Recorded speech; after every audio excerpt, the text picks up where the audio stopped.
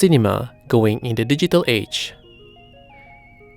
The video argues that AI not only helps filmmakers improve the quality of production in every stage of production, but can save money compared to the traditional way of filmmaking. Based on this argument, this video takes the example of a film that uses CGI techniques where the cost of making is much cheaper than the cost of making a traditional film. For example, the film Bohemian Rhapsody, which showcases a very large audience using CGI techniques without having to involve a large number of actors. According to Seigel, the DOP of the film, using cranes and CGI techniques made the Queen show at the time labeled a great show.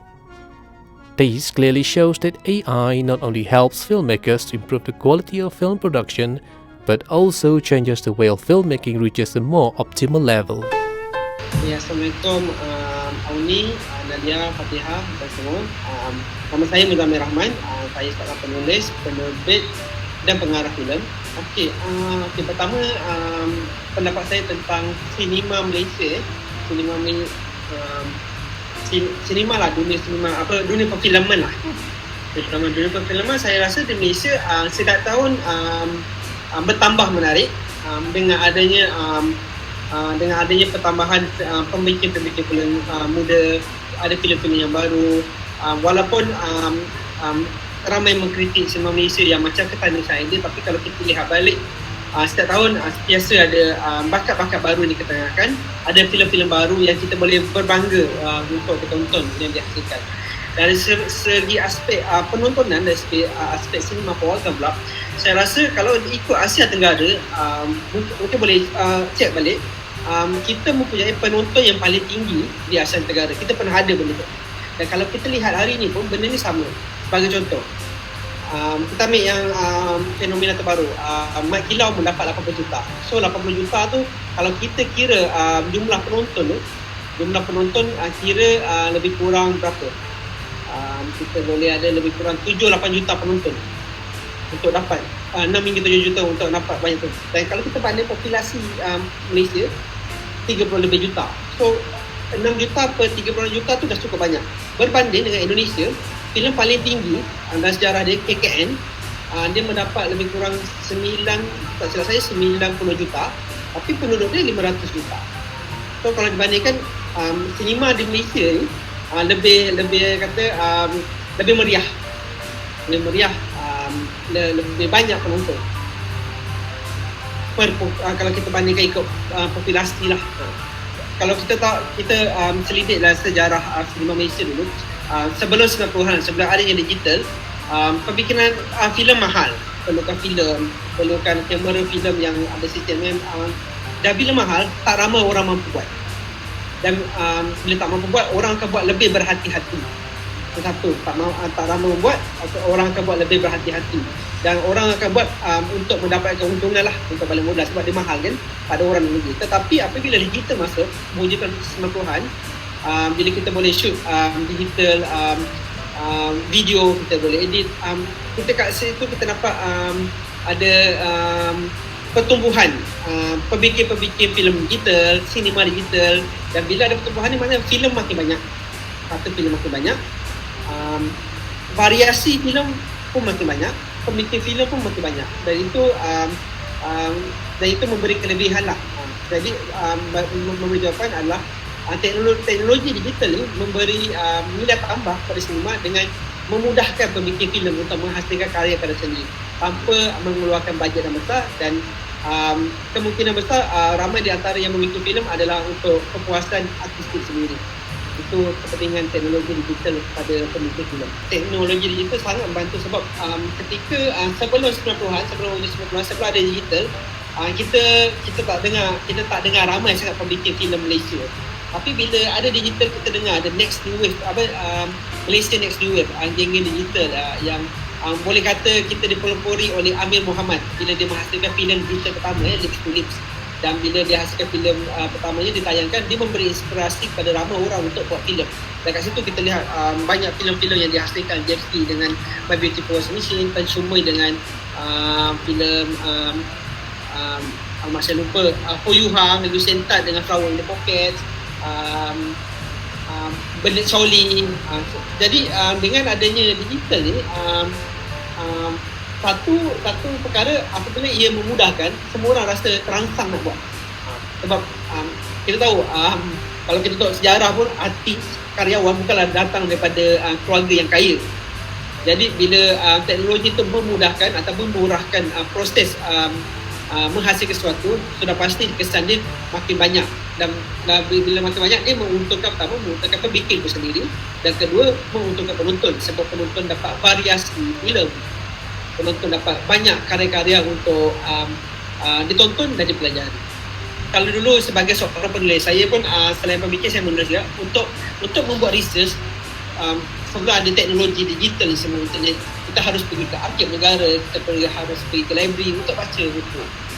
Sekarang semua di hujung jari, kita boleh research semudah Google, tengok internet, bolehlah cari-cari, dan ia sangat memudahkan lah.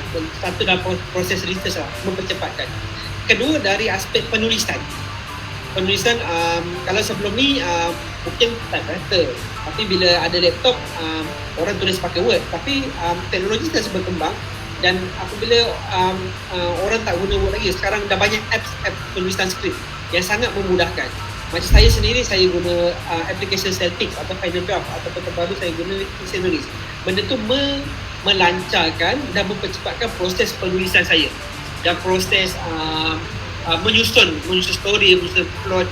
Itu sangat membantu dari segi application. Itu dari segi tadi, pertama saya sebut tentang research, kedua saya sebut tentang penulisan. Dari aspek production, tentulah macam kita bincangkan tadi, kita ada kamera digital yang lebih kompak, lebih kecil.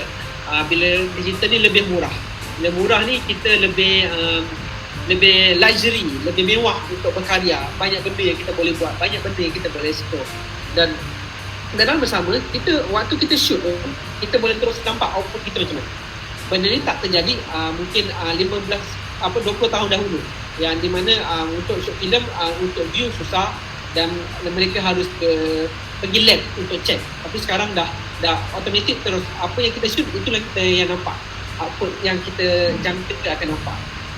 Itu dari segi production lah. Sebenarnya dari segi production macam-macam lagi benda yang memudahkan, dari segi perkakas lighting yang semakin kecil, semakin ringan, semakin compact, tapi memberikan efek yang sama dahulu.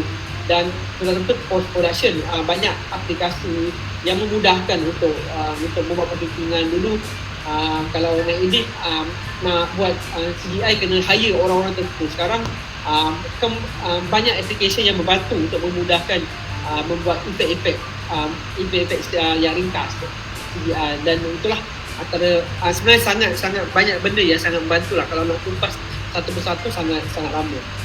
Experience, meskipun experience ni, kita nak kata teknologi itu membantu, ya betul. Ada serta-serta konten, ada serta-serta filem yang memerlukan teknologi untuk melengkapkan cerita.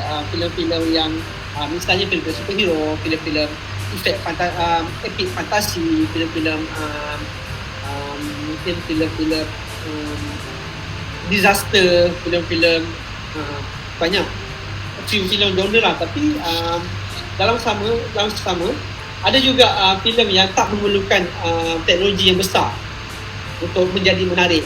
Untuk filem drama, cerita tentang kehidupan, itu bergantung pada genre ataupun jenis filem yang nak dibuat.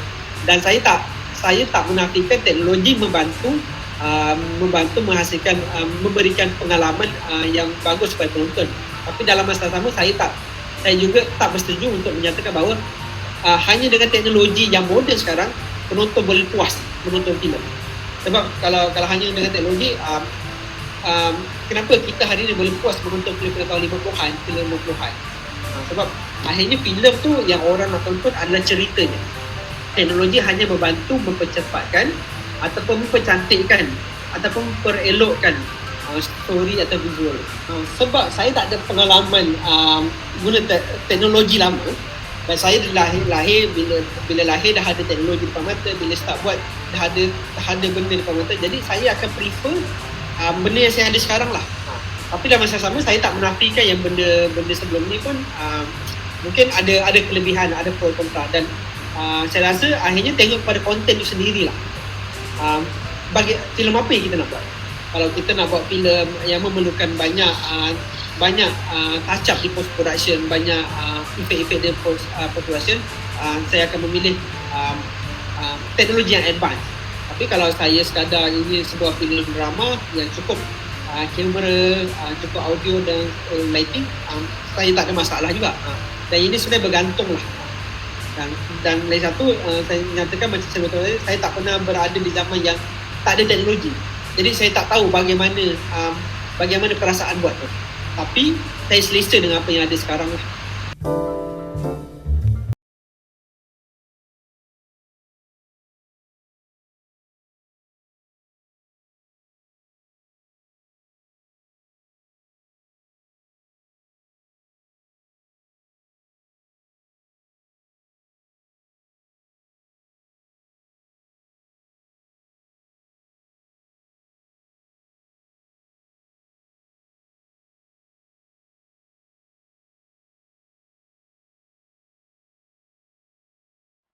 In summary, the development of technology must be in line with the progress of film today so that Malaysian cinema can achieve a better level of development. The use of technologies such as CGI, AI is not only able to save time and energy, but also able to reduce the burden of production despite the economic situation that hit the country after being tested with a pandemic situation.